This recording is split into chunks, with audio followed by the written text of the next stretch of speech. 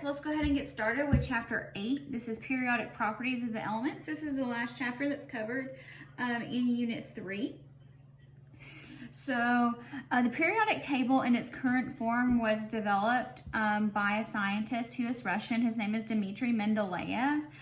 And we talked about him, I think back in chapter 2, just mentioned him that he developed the periodic table. But he was Russian, but he was also very fond of the American card game Solitaire.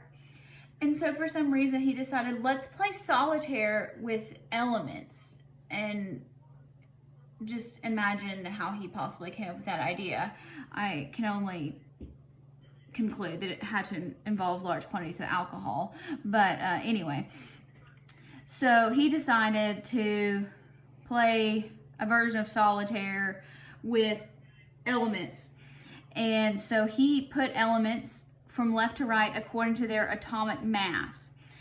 And what he found was elements that had similar properties fell into the same columns.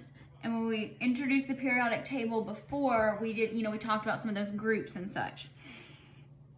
Then when atomic mass order didn't end up fitting, he actually reordered them according to other properties. For example, technetium and iodine. If you look on the periodic table here, technetium weighs 127.6, which is heavier than 126.9 of iodine.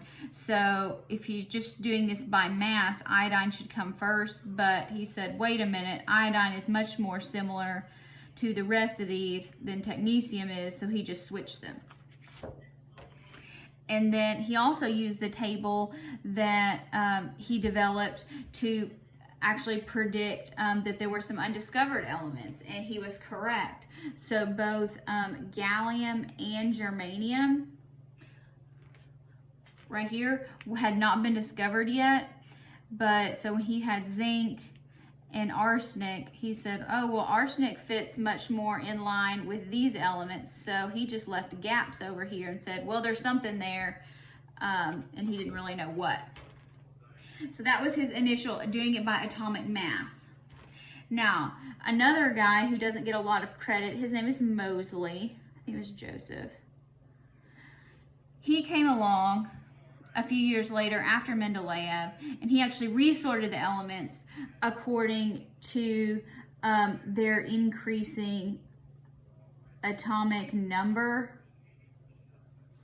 And that actually correlated better than the mass number. And that's what we do today. And so we call that the periodic law. The periodic law is when elements are arranged in order of increasing atomic number.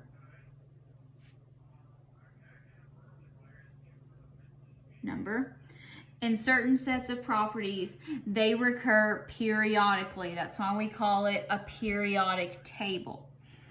And that is how the modern periodic table was developed.